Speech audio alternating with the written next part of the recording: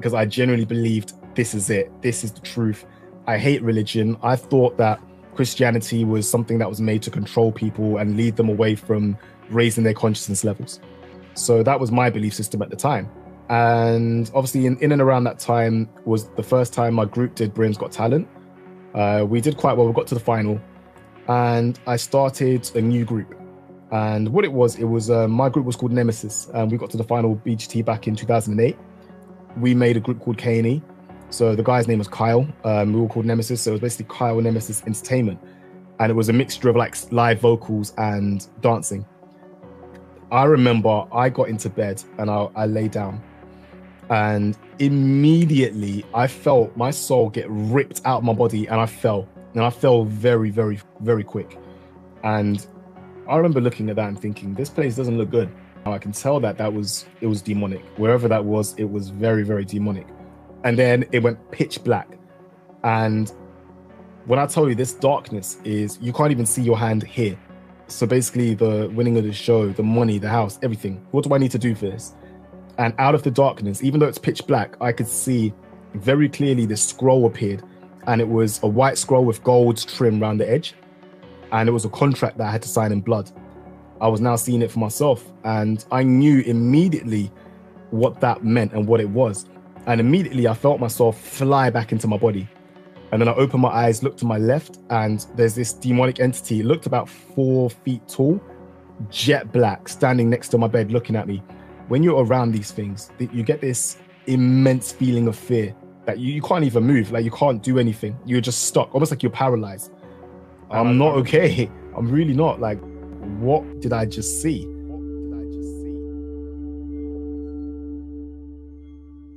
Hi, welcome to Touching the Afterlife. Our guest today is Isha. Isha has been holding back from sharing his powerful testimony, and the Lord is now releasing it. And he was an atheist, as well as involved in various occult practices, even a finalist on Britain's Got Talent. And he's here today to share with us his powerful testimony. So welcome with me today, Isha. Hi, Isha. Thank you for having me. Isha, thank you so much for being with us today. I know you have an incredible story, a powerful story you're going to share with us. So where did this all begin?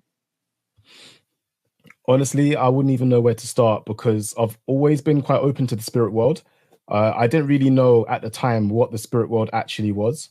Growing up, things were always a bit strange for me.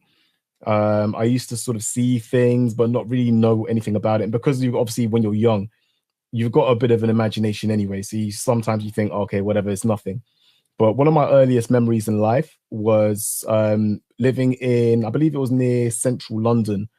And my family lived on a second floor flat. And inside that, I managed to lock myself into my parents' bedroom.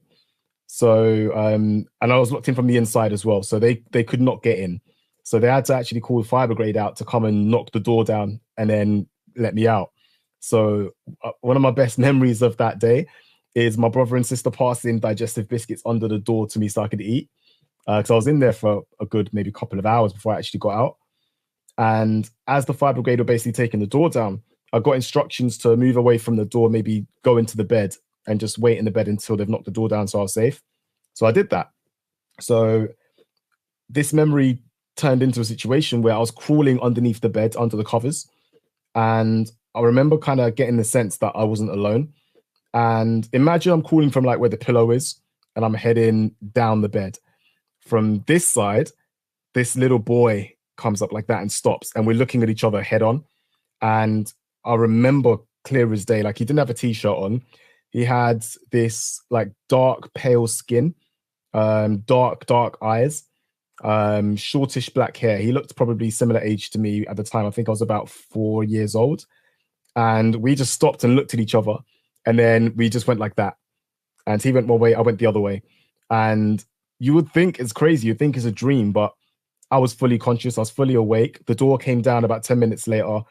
And I was already out the bed at that point. I hadn't gone to sleep. What I saw.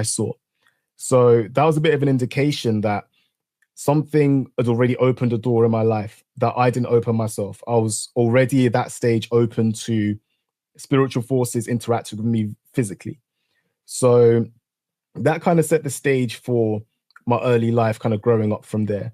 So the next stage of my life was nothing short of traumatizing on a daily basis.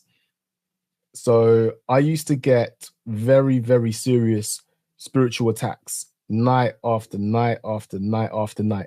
It was vicious. I got, on an average night, I'd probably have about 5 or 6 different horrific dreams, like horrific. Um, and this went on every single night for years. And it got to the point I actually asked for help. Now, me and my parents at the time, we didn't talk as much as we do now. So I didn't really divulge a lot of the information about what was going on in my life. But I spoke to my mum about this, and she said, okay, maybe don't sleep on your back, try and sleep on your side. Maybe that will help you avoid the nightmares. And it kind of worked for a bit. And it's almost like the spirits realized that I was figuring out a way to avoid the situation. So I would wake up and I would just roll on my back. Or not, sorry, I wouldn't wake up. I would be in my sleep and I'd roll onto my back. And I would know that I've rolled onto my back in my dream, because I'll be having a nice dream and then immediately it will turn into an attack. And it would just be brutal, non-stop. And it got to the point where I couldn't actually wake up from the dream. So after a couple of years, I realized that, okay, if I can die in my dream, I will wake up and I'll wake up okay. So I used to try, when I knew I was getting into one of these dreams, I could feel it, because when these things are around you, it's like you can feel the energy from them. And for some people, it's this kind of feeling of absolute fear where you feel like you can't even move, like you feel paralyzed. And this was the early stage of that. It wasn't as bad, but it was like the early stages of that kind of sensation that I used to feel then. So I used to feel it coming. So I was thinking, right, I need to jump out of a window. I need to run into a road and be hit by a car. Like, that's generally how I used to think in my dreams to wake myself up. And for a period of time, that worked as well. And then they realized, okay, that's what he's doing. So they'll then change scenarios. So if I'm trying to run out on the road, all of a sudden there's no cars. Or if I'm trying to jump out of a window, all of a sudden there's no window there. So they started blocking that as well. They'll try and find any way to keep me there. Obviously, at the time, I didn't realize that I was spiritually traveling. My spirit wasn't in my body. So if they trap you out there long enough, it's like you have an empty vessel here that's just waiting for demonic possession or demonic influence to a high degree. So it's in their interest to keep you out of your body. So yeah, things were like that for quite some time. And this was in your dreams? This was in your dreams, correct? Yeah. Every single night. I used to have at least 6, 7 of these every night without fail. Can you talk a little bit about, I'm not super familiar with the astral projection. I know you're going to go into that later, but is this a form of it? Yes, it's a form of it. It was something that I was doing unconsciously from whatever age I could remember, to tell you the truth. So astral projection essentially is a way in which you can separate your spirit from your body. Now, there's a process that you can actually go through and learn, which allows you to practice it and then be able to do it on will. So I used to be in communities of people who used to practice it, and they would manifest in your room if they wanted to. And it was really strange, actually, because I knew that I could do it, and I knew it wasn't because I was training to do it, but it was almost like a switch I couldn't turn on or off. It just happened when it happened, but I didn't have control. So as I got a bit older, I then kind of moved away from being more of an atheist and kind of moved into the New Age movement. And that's when I started learning all the techniques for how to astral project, how to train yourself, how to do it. The lucid dreaming, because they're not the same thing. Some people believe that lucid dreaming and astral projection are the same thing.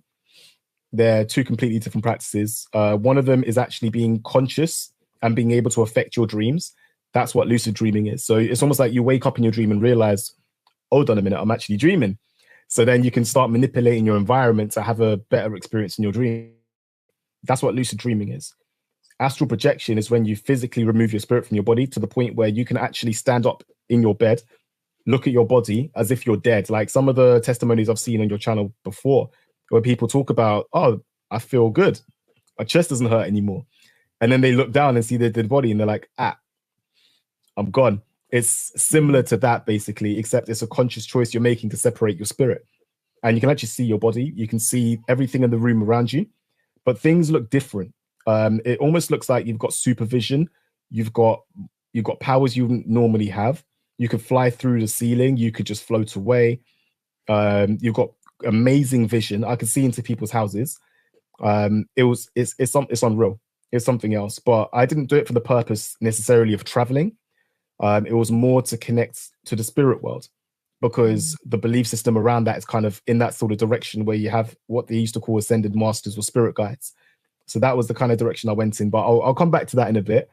That was kind of the next stage of life. But yeah, it kind of developed through a YouTube channel that I used to watch. And ironically, the channel that got me into it was also the channel that freed me from it at the same time. Over a period of about 4 or 5 years, I think I went in and I went out through the same vice that locked me in the first place. But I'll come back to that shortly. But just kind of going back into like the childhood sort of neck of the woods. So after a period of time, the nightmares got severe, and I was trying to figure out ways in which I could manage them. Now, one thing that I always found interesting about a lot of my nightmares is I always felt like I was falling. I always felt like if I was going into a nightmare, I'll be falling. There was one dream I used to have quite a lot as well, where I would be on my mattress as a child, and I'll be in a house that's unfamiliar to me. And it's almost like a stairwell that goes in like a square, and it goes up like that, spirals up. And I'll see people walking up the stairs, but my mattress is falling down the middle of the shaft, right down the middle. And I remember there was one where my dad was kind of reaching out, trying to grab me to save me. And I'll just fall into this dark pit. And then I'll wake up in my bed.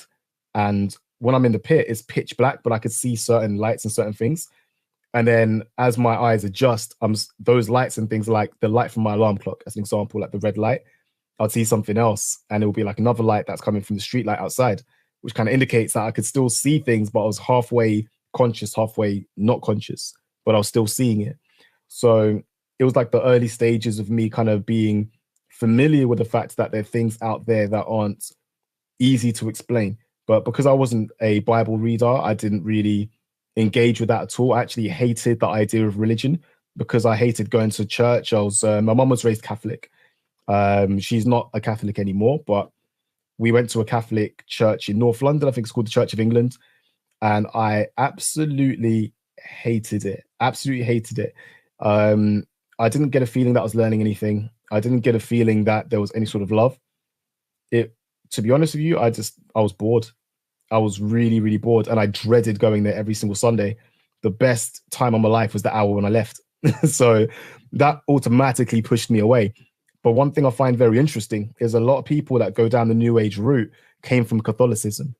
There's not that many that come from atheism or strict atheism. A lot of these guys used to be Catholics or Mormons who started to realize there were things wrong with their sect, and they look for something, and they tend to look for the thing that's the most opposite to what they were raised in. And the New Age movement is absolutely perfect for them in a sort of way, because it just accepts everybody, and it puts power into your hands to say you are the God. It's your energy. You can manifest whatever you like, similar to Scientology. All of these sort of New Age sects have very similar ideas. They're all very separate, but they all lead in the same direction, which is you are God. You can manifest. You need to raise us to the 5th dimension so we can break out of this consciousness and join what we used to call, interestingly enough, Christ consciousness. And that was the field we needed to get to for perfection, where we then become creator gods and we're happy and we can create our own environment. And that's the kind of direction the New Age movement was going in.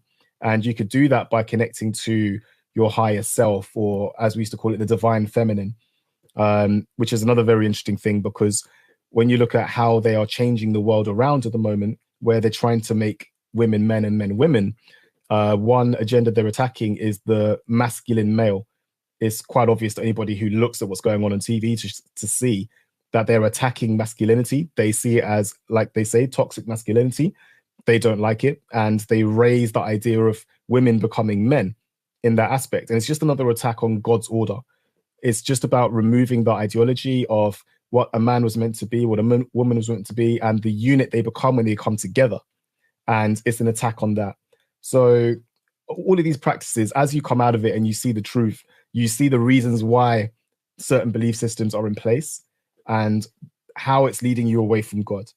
And all of it is designed to lead you as far away from the Lord as humanly possible and put all of the power into your hands. And that is the direction I took as my next phase.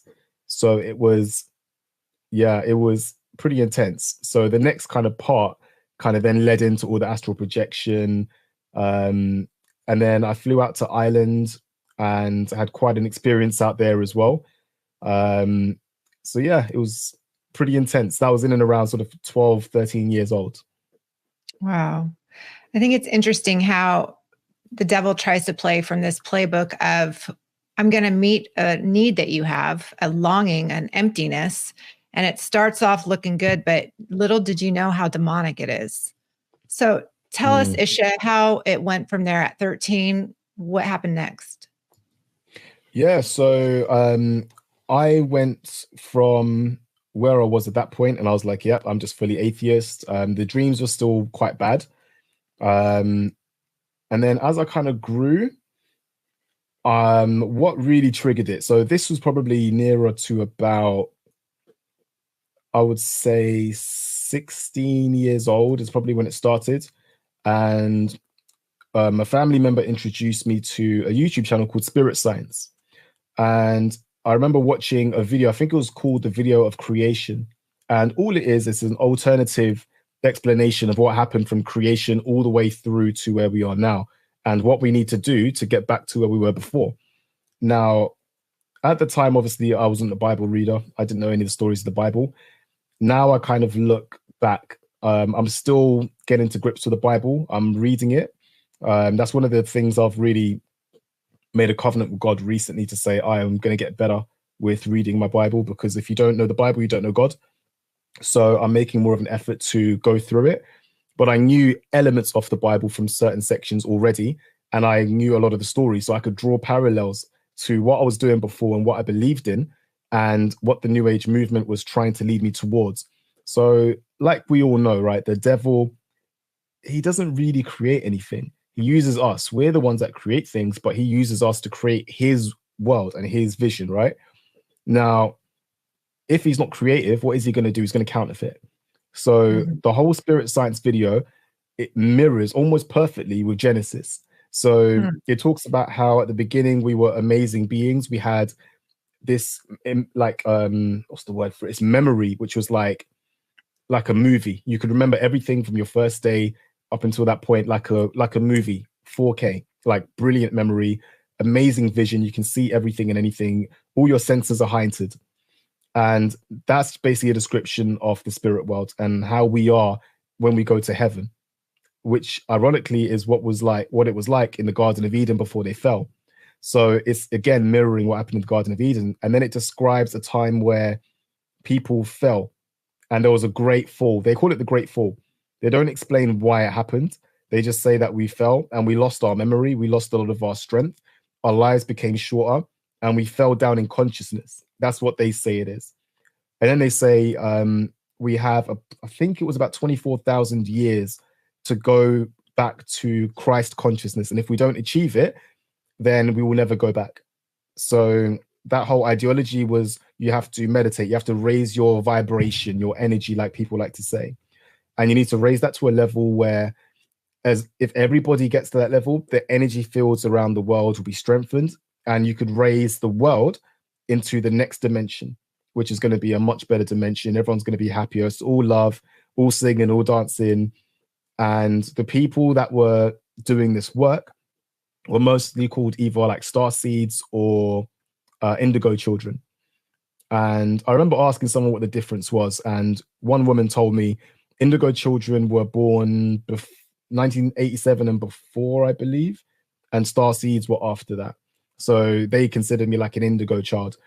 And for anyone who's wondering what this vibe is with Chris Brown when he's talking about indigo, especially he made an album, I believe, called Indigo. Now you can see why. And that's why it's got all this sort of mystic pagan imagery on the video. And anyone that's been on his most recent tour would have seen very strange imagery, including like devilish looking cherubim in the background, like massive statues. When you know these things, you start to draw the lines and you see, okay, they're telling pagan stories, essentially, but they're hiding it and wrapping it around things like entertainment and artistry and spirituality is like basically the buzzword for it, right? So they're just hiding it in plain sight. So I was learning all of this knowledge and I was like, oh my days, this is the truth. This is it. This is what I can do, because people always want to get their hands on something that is tangible. They don't want to have faith. People want to have control. But what that is pride. People want to have that pride to say, I did this, I did that, my works did this. And that's ultimately what led people to fall in the first place. They believed, oh, well, I need to have all that knowledge. Why is God holding out on me? That's the lie that Satan told Eve in the Garden of Eden. And it's the same lie that he's telling us now. You guys have got this. You guys can do this yourself. You need to raise your consciousness level. You've got to work hard on that. And together we're going to come up to the fifth dimension and live amazing, beautiful lives. And a lot of people that believe that will then wake up in hell, and they're not going to be happy that they were deceived so easily. And I went all the way down that rabbit hole, and it all leads in one direction. Once you go down that way, it leads down to the alien deceptions, and I found my way to things like the Pleiadians. So there's a whole belief system of aliens in space. You'll probably see it from ancient astronaut theory and stuff like that. It's always on History Channel on Sky, interestingly enough. And they'll talk about things like this, like the ancient civilizations, and they'll always attribute it to aliens, but never do they consider the fact that these aliens could actually just be demonic spirits from another realm. They always have to say it's aliens, when in reality it's just demons and fallen angels. They're essentially the same thing. It's just Hollywood has trained people to see aliens as one thing and demons and God as another. So we need to bring those things together because they're very much the same. Now, I used to watch videos of people channeling alien entities. I think they used to call it the Council of Light. And the belief system around that is there's an alien galactic federation that it wants to help mankind, and we're trapped in this prison and we can't get out of it. So they're basically trying to help us spiritually. They're going to send people down to help us, and they're going to raise the consciousness level so that we can break out of this 3D prison and come into the fourth dimension and the fifth dimension, and then join our space brothers and sisters in a better life where we can travel around the solar system. That is kind of where that belief system goes. They also have things like the Archons. They believe in the Anunnaki, which is also on the History Channel on the ancient alien theories. They believe the Archons and the Anunnaki were the ones that actually created mankind. And they have the drawings of these beings, very, very tall, with like almost like pelican heads. And they're actually drawn on the side of Egyptian temples and pyramids. And they believe them to be the Anunnaki, who were the ones that came from space, and they fought a galactic war. They took over Earth and they enslaved all of mankind to do all of their work. And we're still on the roll now. And this whole reptilian theory that we're controlled by this reptilian race, which is also very interesting when you look at some of the testimonies I've seen on some channels, and they describe some of the demons they see in hell as having scaly skin and eyes like reptiles. So if that's not another indication that you're being deceived and that what you're seeing are actually demonic entities masquerading as aliens or something else, the parallels become very, very obvious. And it was quite fortunate for me because I've always had the mentality that, okay, look, I'm quite strong in my belief. However, I will always entertain the idea that I could be wrong, because I always want to ensure that I'm on the right path, no matter what it is. I don't want to be fooled or misled, even though for a very long time I was, because I genuinely believed this is it. This is the truth. I hate religion. I thought that Christianity was something that was made to control people and lead them away from raising their consciousness levels. So that was my belief system at the time. And then I went to the next step where I was starting to actually practice astral projection. This was in and around 2020, I'll say 2014, roughly. I started practicing it because I couldn't do it on will. And I wanted to be able to just lie down, meditate, bang, I'm out and I can fly around and have fun. So I started practicing the techniques. I watched a lot of videos on it. I started practicing quite a lot. Now, 9 times out of 10, when I tried to do it, especially at night, I'll just fall asleep. But then my spirit would separate by itself because I had it from birth. I was always open to the spirit world. So there'll be times where I'll try it and I'll go through the phases. They're like certain things that normally you'd feel before you know your spirit's exited your body. One of them is you start seeing like flashing lights. then everything starts to shake. It's like you're in an earthquake. And then out of nowhere, everything goes still. And then you'll just float out of your body. And that's the last phase before you come out, and then you can travel. So I used to practice that all the time. And I used to have, I would say, unofficial spirit guides, because I used to have these dreams where I was being shown things. I had one where I was being shown how to mask my energy. So I remember being chased. It looked like I was in the middle of Italy or something along those sort of lines, like Venice. And I was running through the streets and there was a crowd chasing me. And this being was kind of talking to me. I couldn't see it, but I could hear it. And it was saying, do this, and then they won't be able to find you. So I'd like concentrate in a certain type of way. Then all of a sudden, these people are looking around like, where did he go? And they can't find me anywhere. And I knew, and there was another child there as well. He looked maybe 15. He was also being trained by these entities. I knew that he was a real person from somewhere, but he was going through training the same way I was. And that was just one example of all the things they were trying to show me. There was another dream that I had where I was trying to project, and they were showing me the constellations in the sky, because these things are very important to them. They base a lot of their ideology off what the stars are doing. So I remember I was flying through space. Now, I believe this potentially to be either in the second heaven or leading towards the second heaven. And I was flying through space and I was seeing planets just flying by. Like I was going at a ridiculous speed. And then I stopped at this one planet, and it was, I wouldn't say it was a big planet. It was relatively small. At least from the vantage point that I had, I was kind of floating above it. And I remember looking at it, and it was a black planet with a massive black skull on the top of the planet. And there was lightning flashing all around it. I remember the voice, because they don't talk to you like we talk to each other. It's telepathic. So I could hear what he was saying and he could hear what I was thinking. And I remember him saying to me, this is where we're from. And I remember looking at that and thinking, this place doesn't look good. But I'm still not putting everything together at this point, because I'm still not going down the route of I might be wrong. But it just looked dark. And looking back at it now, I can tell that it was demonic. Wherever that was, it was very, very demonic. And then I went back into my body. And I had lots of experiences like that where I'd come out my body, I'd fly around. There was one I saw as well, which I think you might find very interesting. I don't think I told you this one before. So I had a astral projection where I believed I went into one of the heavens, because the floors were paved with gold.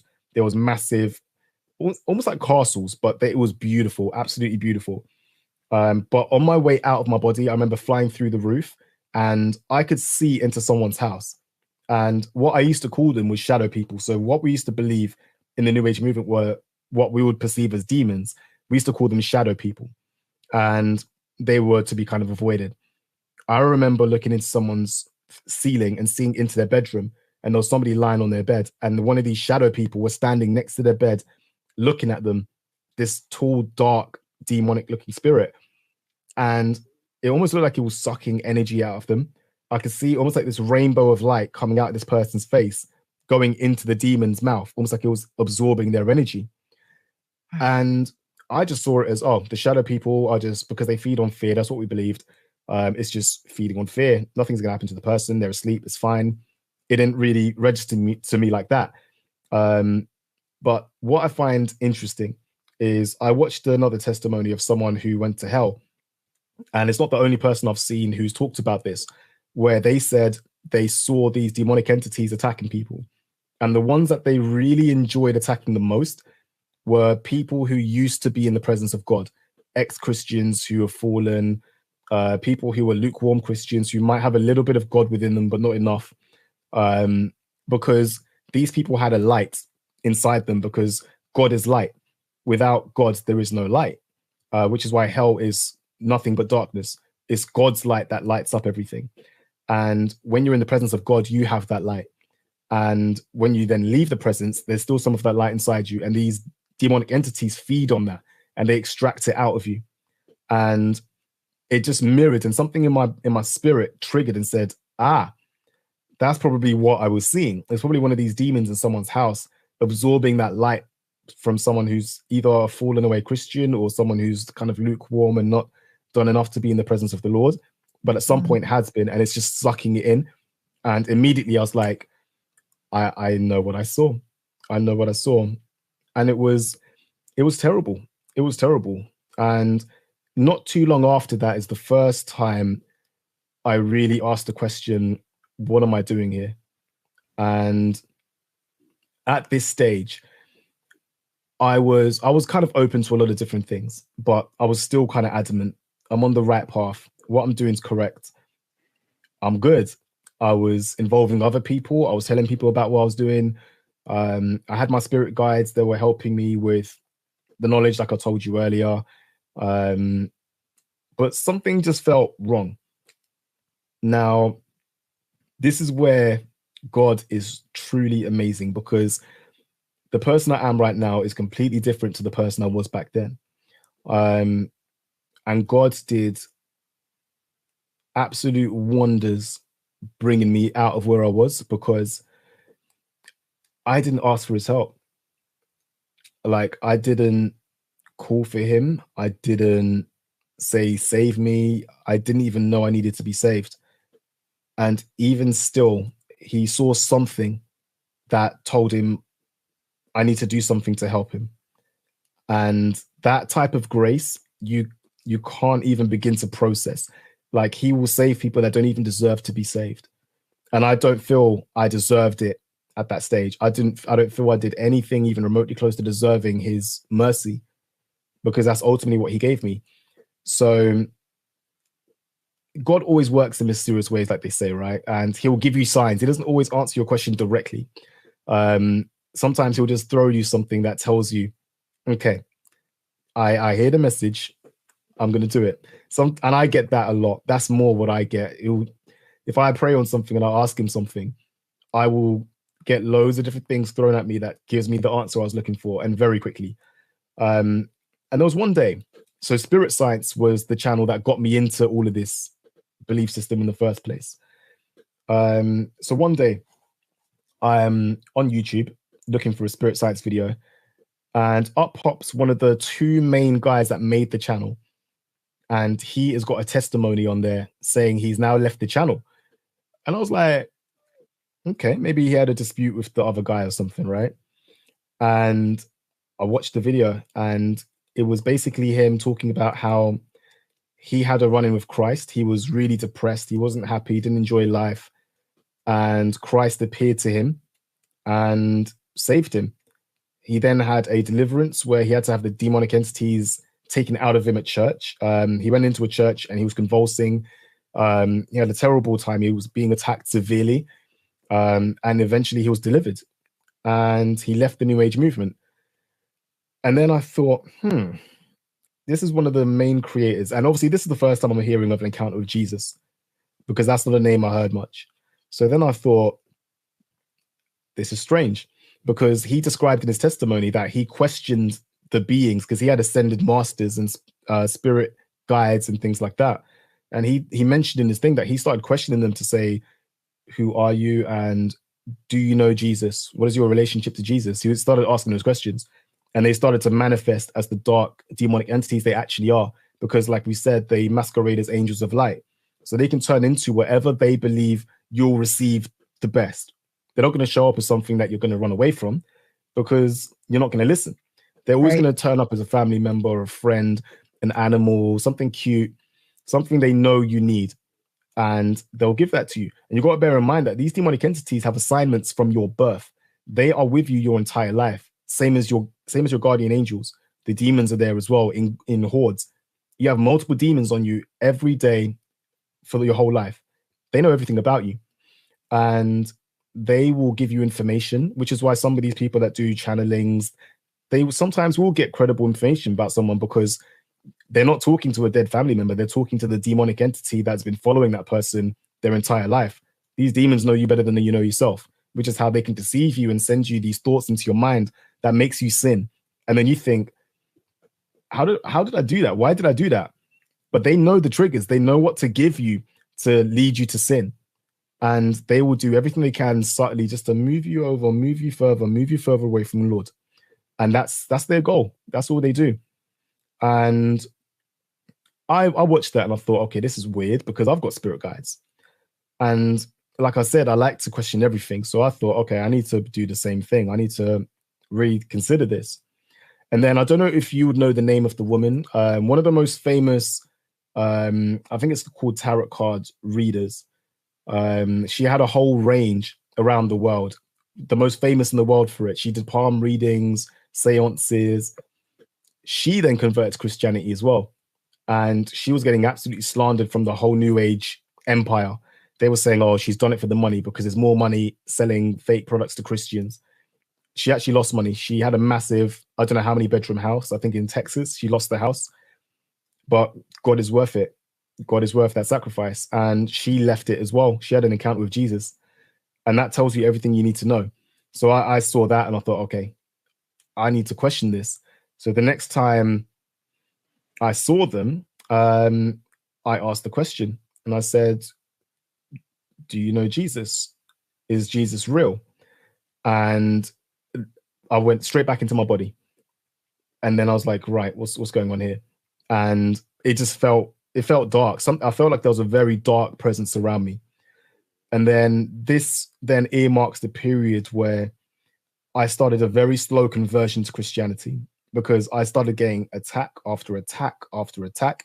And these were vicious attacks, like very, very bad attacks, worse than my childhood. And they attacked me in every way possible. They went after my health. They went after me financially. They went after me spiritually. They would threaten everything and anything they can, including family. They went after me in a very, very big way. And it was violent. So obviously I've had that first experience and I'm not completely out of the New Age movement, but I felt a certain type of way. So I was one night in bed and I was doing a bit of meditation because I wanted to do some astral projection. And halfway through, this pattern appeared on my ceiling. It was like almost like the flower of life. It was like a cage around my roof and it was like burning red and I could see it. And I was like, that's new. I've never seen that before. And then I remember falling asleep, but it was like I was sucked out my body. And I was in this massive field, like a grassy hay field. And I looked up and this giant demonic looking old man's head was coming down from the sky with his mouth open like he was going to eat me. And I knew, because when you're in the spirit world, everything is more real than it is here.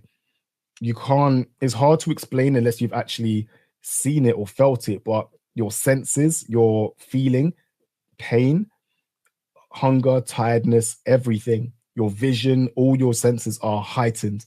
It is way more real than what you feel here.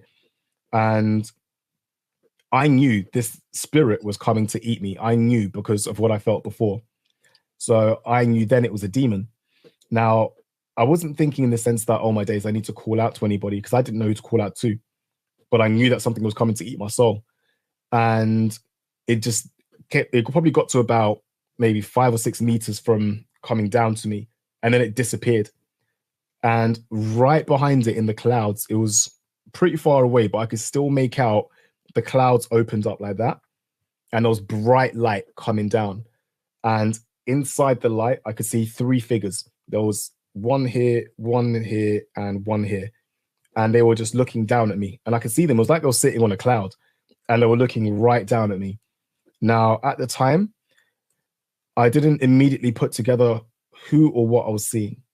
I just knew that whoever that was had just saved me. And it wasn't just one of them. There was 3 distinctive figures in the sky. And obviously now I look back, I know that it was Jesus, Yahweh, the Holy Spirit, and they were looking down on me. I know that now. And they saved me. That was the first time that they saved me, and it wasn't going to be the last either.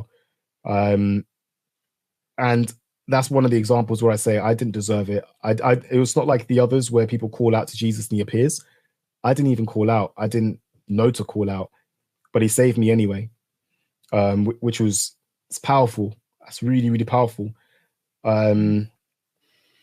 It's crazy when you think about it now. The person that I could have been if he didn't show up. It's yeah, it's something else. Absolutely something else. So yeah, things got bad. I had attack after attack just like this for a period of time. And obviously in and around that time was the first time my group did Britain's Got Talent. We did quite well. We got to the final. The show in itself was a bit of an experience, up and down, but it was an amazing experience for us. We were quite young. We were about 20 years old, I believe, at the time when we did it. Fully unprepared for the entertainment industry. Nobody prepared us for it. It's got its good side, but it also has a very dark side to it as well, which we were lucky not to experience all of it. But I knew it was there. I could feel it, and I could see certain people. You probably want to avoid them. I could just feel it. But that, again, because I was open spiritually from a young age, I had a good power of discernment. I could discern somebody's energy and someone's intentions very quickly. Just from looking at them, I could see very quickly that's a dark soul or that's a good soul. I can tell. And a lot of people I was around, I could feel it. These are not good people at all. They're dark, extremely dark. And there's others that would have had it a lot worse than us.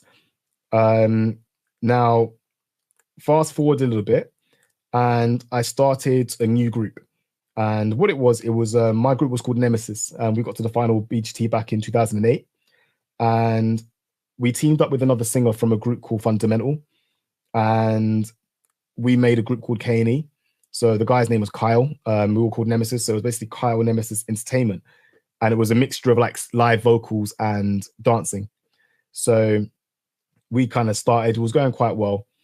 And I remember speaking to him and I was saying, look, we need to make a pact that no matter what is thrown at us, we stay right with God, because I know how these things run and I know the temptations that are going to be there. And at this point, I was starting to get my head around Christianity, but I hadn't made a solid decision on where I was going to be, because I knew there was other religions. So I was like, okay, I need to look into this further, but I know that whatever I was doing before was not okay. So I started sort of shutting those doors. I'd stopped meditating. I'd stopped doing all the new age practices, all the crystals, the healing, ayahuasca, DMT, all of those sort of things that open you up to the spirit world, open your third eye or awaken your chakras. Avoid all of that. Yoga, avoid it. People think yoga is completely harmless. It is not. Yoga is an ancient practice, and the positions you put yourself in are positions to worship different types of pagan deities, and it's invoking that spirit into your body. So you don't want to do it. You really do not want to do it. It's packaged as some beautiful thing that's going to help you be calm. You're invoking spirits and you don't even know it.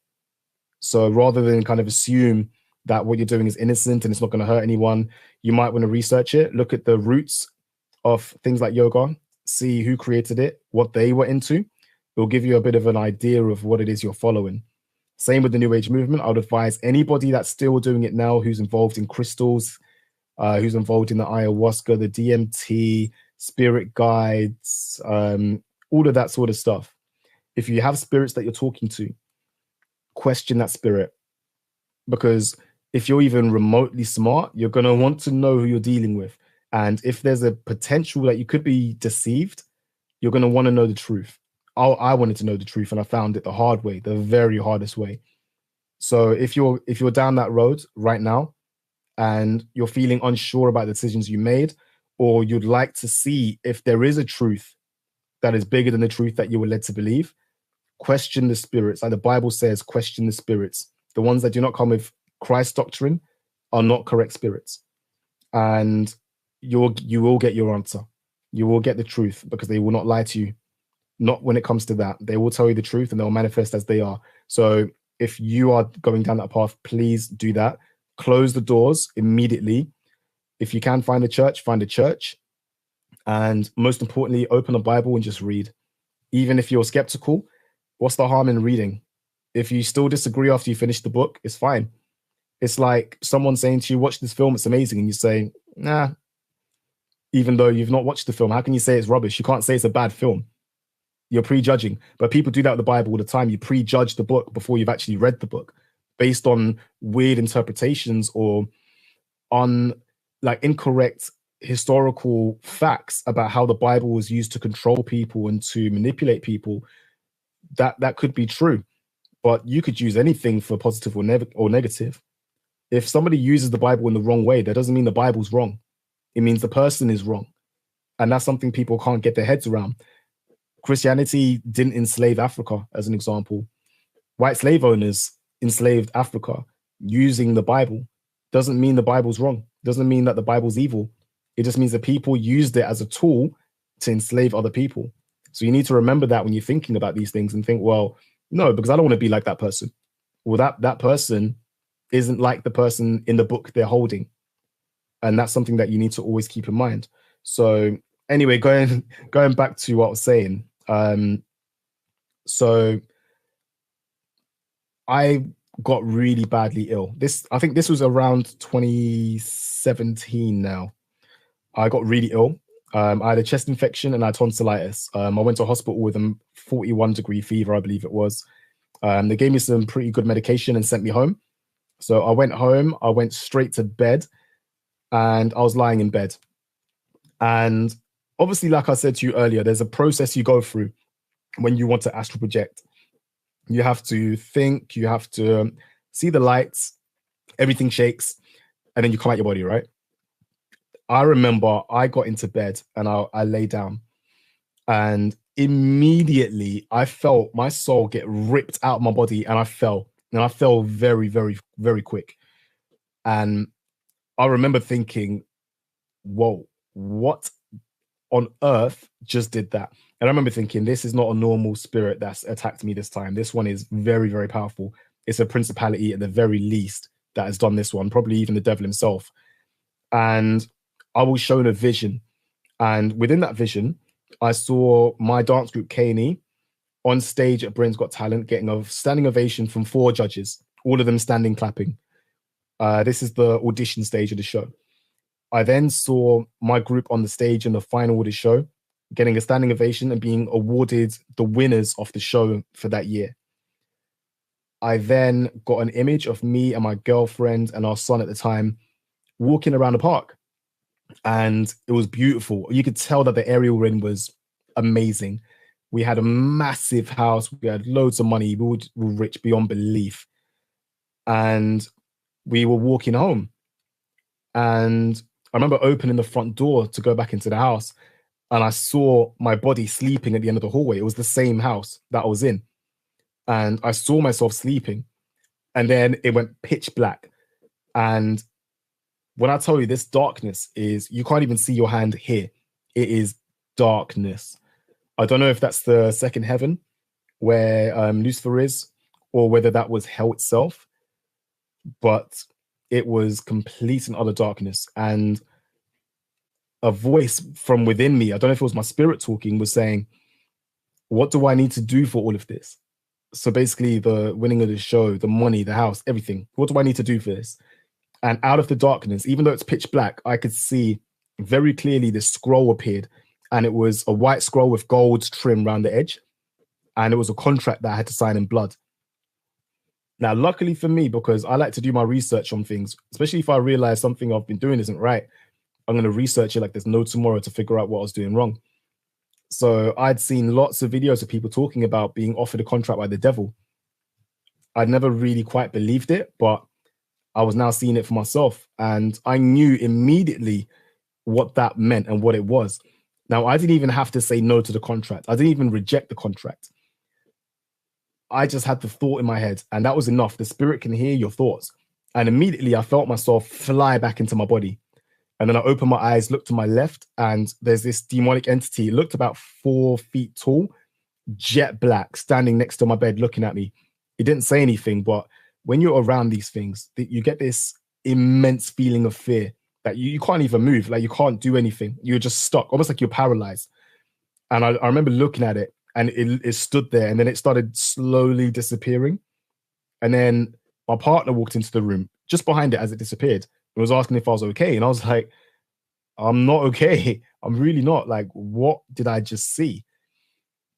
Now, fast forward about 2 weeks, I get a phone call from ITV saying, we want your new group on our show.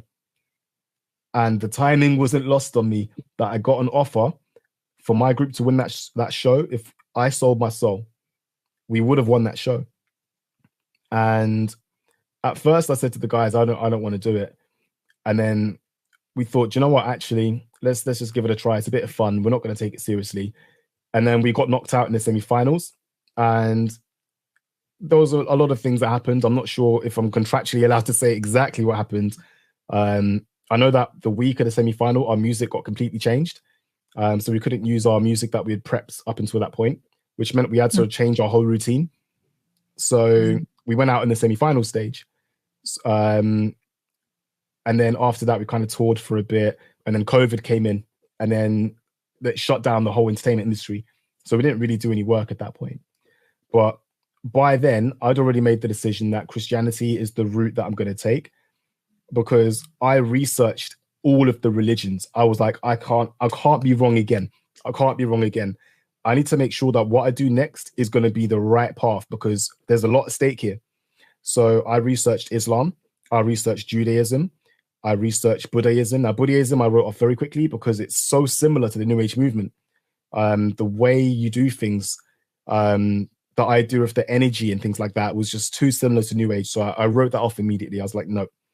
I'm looking for something that doesn't match up with what I was doing before, because it's more likely that if something shares ideologies, especially so closely with what I was doing, that was virtually, not even virtually, it was Luciferian, then I know there's a very good chance that it's been tainted by the same brush. So I need to move on to something else. So I research. One thing I noticed is every single one of those religions are works-based. You go to heaven, or you go to nirvana, or you go to wherever your holy forever place will be, because of how many good things you do in this life. Your good thing can outweigh your bad, and as long as you do enough, you'll end up going up there and you're good. That is pretty much every belief system that I saw. There were smaller things within those belief systems that I didn't like, some things in Islam, some things in Judaism. But then with Christianity, when I read the Bible, you have this immediate knowing of truth. And I read it and I was like, this is it. This is the truth. It explains perfectly. Then I started to research and realize that Jesus is overarchingly seen as the savior. And then I thought, isn't it interesting that, because I'm very logical in how I think. I always like to think, okay, what makes sense here? There's always patterns in things. You can always see patterns, right? And I found it very interesting that all of the, I'll say the big three, right, which would be Christianity, Islam, and Judaism, all of them have one thing in common. They believe the Torah, the Old Testament, and they believe in Jesus. I find that very interesting. However, the Bible, if you read that, it doesn't believe in Muhammad. It doesn't believe in the Kabbalah or Judaism as a whole as it is now.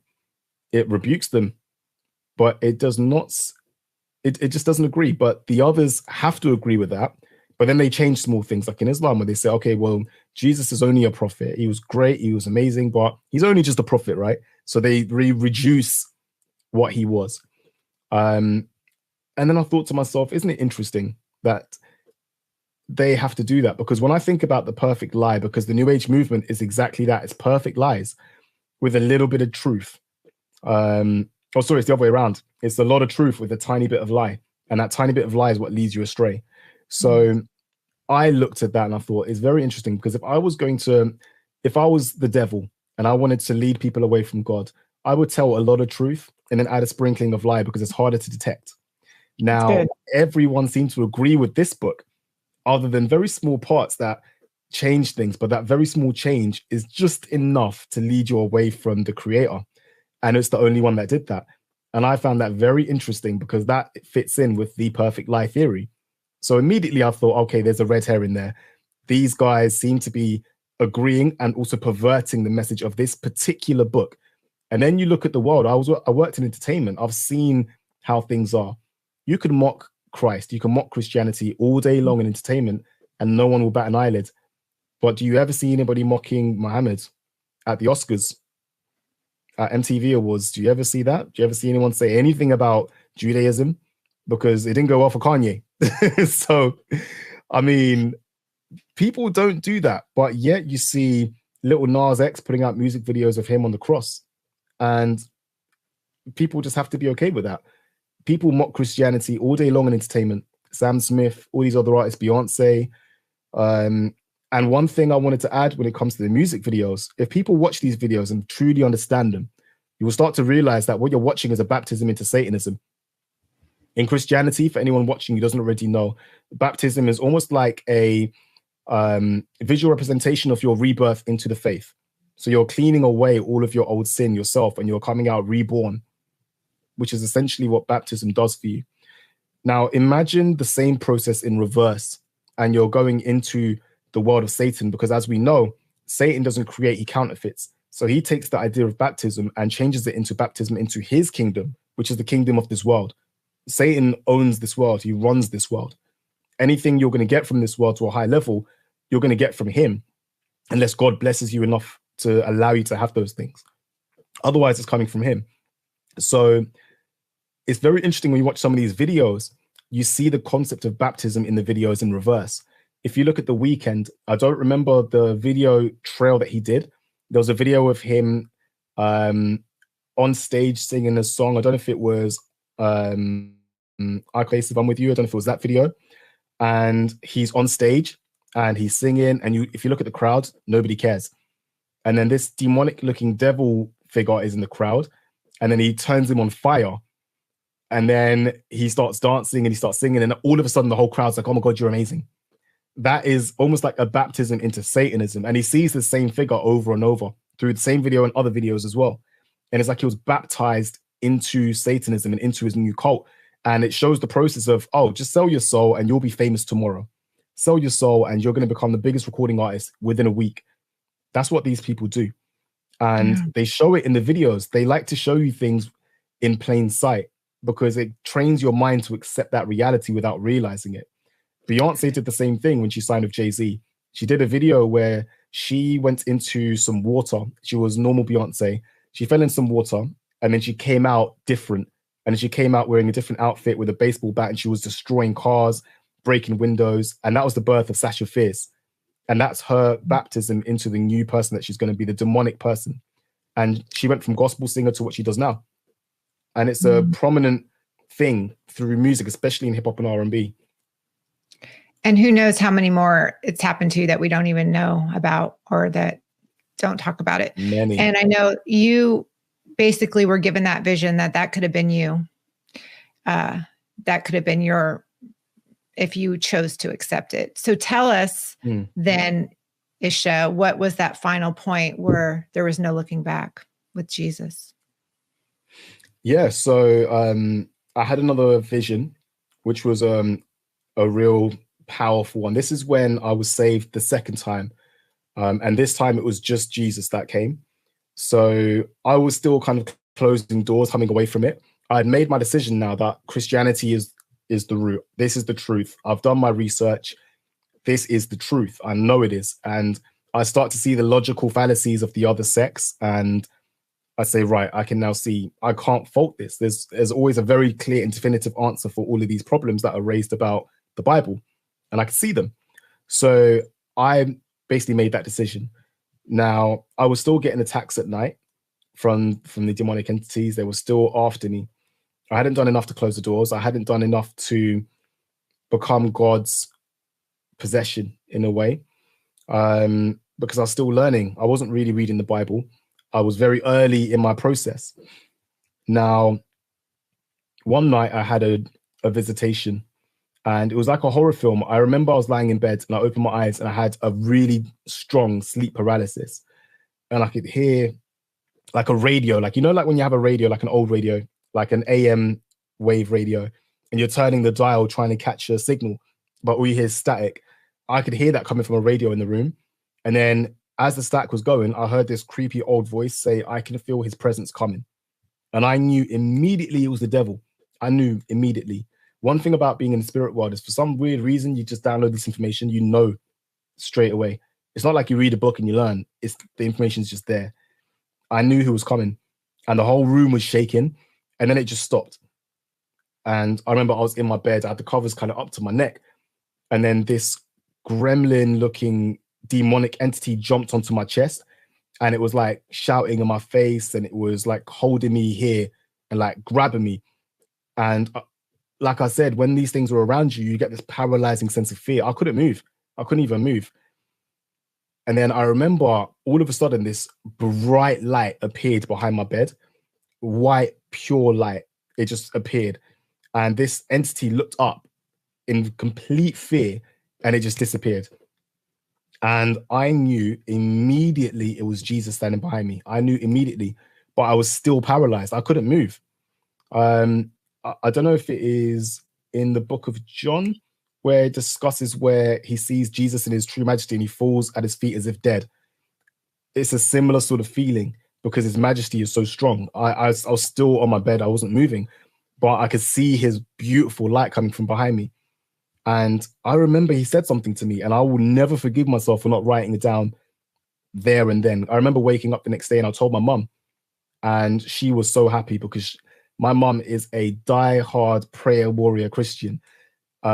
She's tried so hard to get me to church. She's tried so hard to get me down the right path. And I was gone the other direction.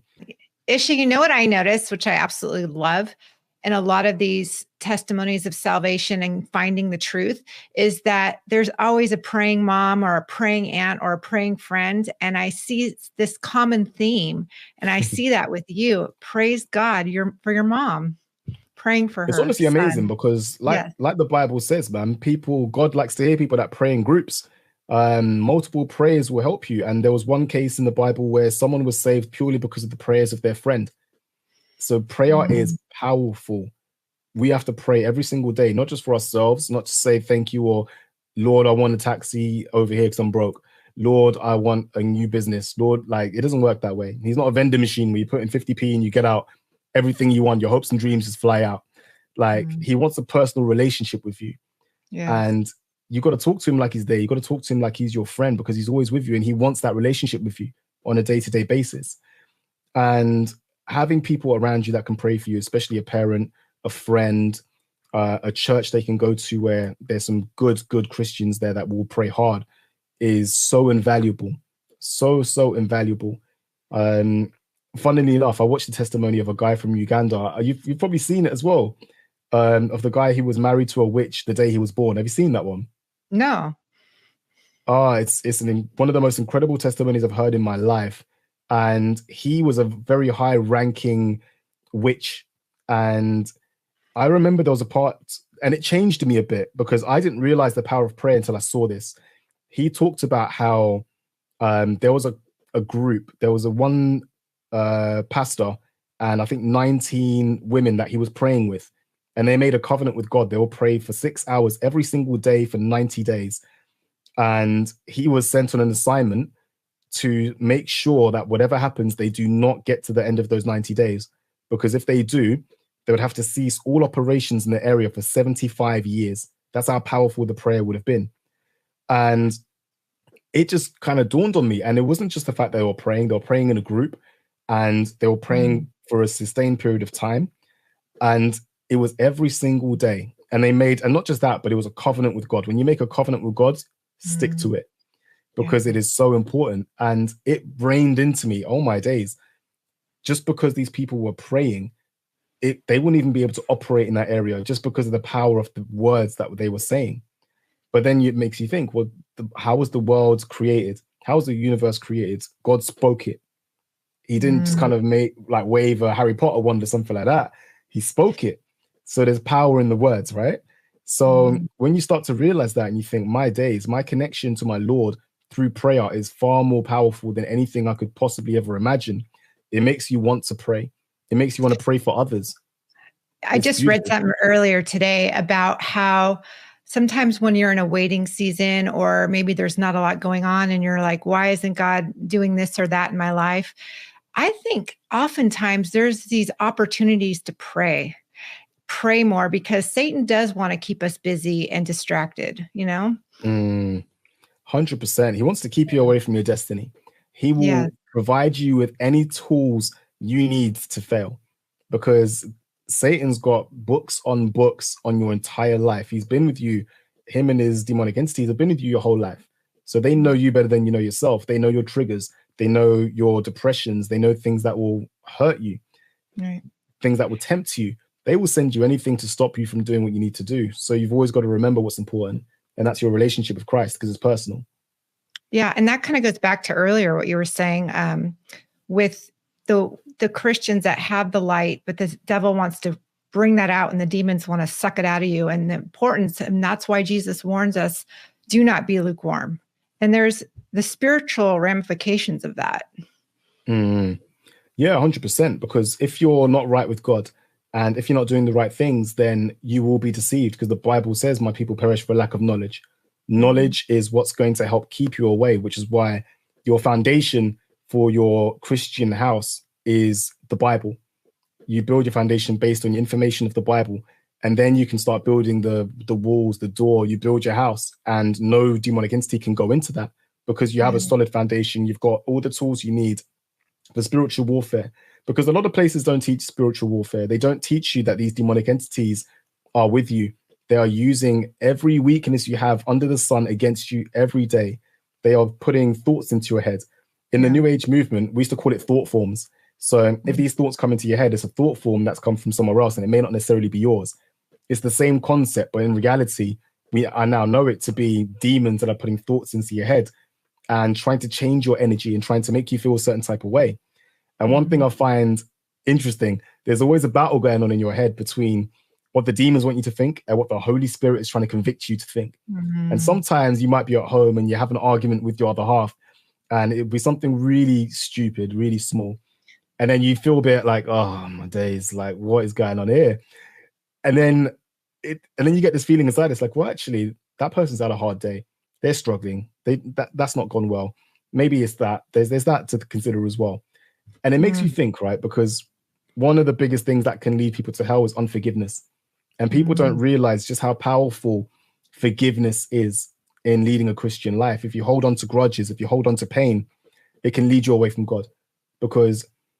And the more I kind of went down the road of understanding that, the more it made perfect sense. Because look at my life, look at the life of many people on the world who are now in heaven, who have done unspeakable things.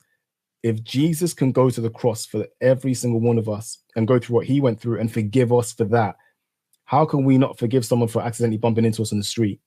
How can we not forgive someone for doing us wrong one day because they had a bad day? Why would we hold on to that anger when the person that we're trying to become already forgave you for all the things you haven't even done yet? And when you consider how powerful that actually is, you start to realize what's most important. And what's most important to you is how you're going to get to heaven, how your family is going to get to heaven, and how everybody around you will get to heaven. It's not just about yourself. It's about, you want everybody to be there. You don't want anyone to suffer, because hell is horrific. People think hell is a place where sinners can go and sin and do bad things, and it's like a party.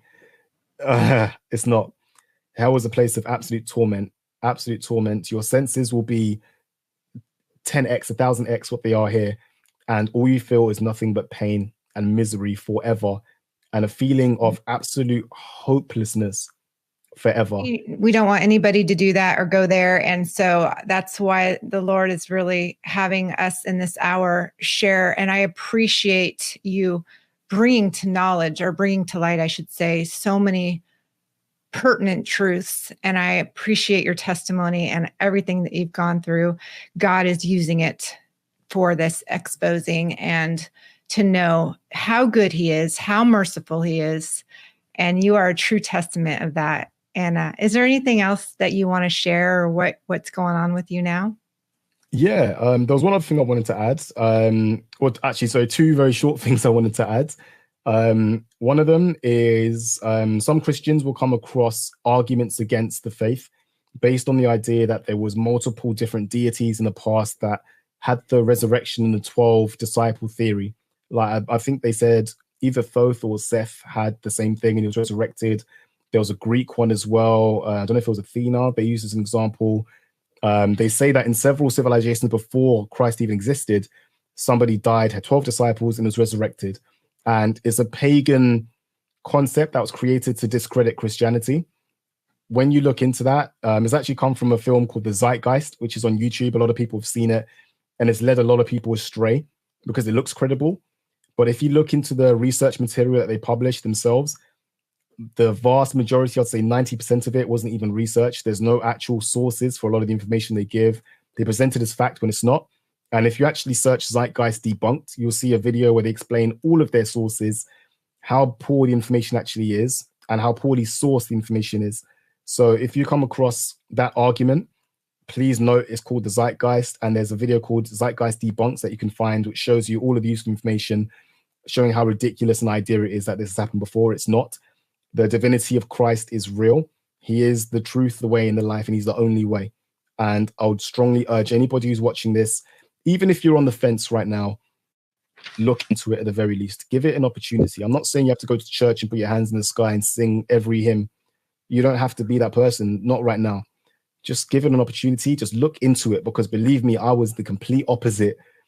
I am a testimony to a lot of people that know me who are probably going to watch this, that I was not that person.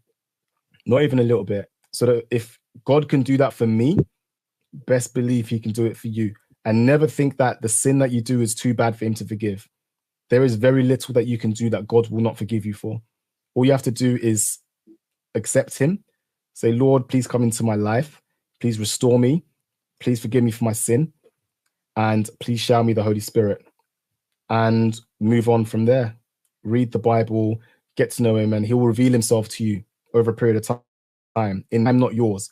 So that's all I'd say on that. I'm actually looking to create some videos talking about some of my experiences and giving some useful information for people coming out of the New Age, or people that are almost about to go into the New Age, for how to help them see the signs that what they're doing is wrong, how to kind of lead them away from the deception, and to help them lead a better life. If they become Christian, absolutely amazing, and help them in their direction to do that. If they don't, I would always love for them to come down the line, but I would always give them the support that they need to make sure that they can close the doors that they opened. So it's actually going to be called Isha Christianity Network.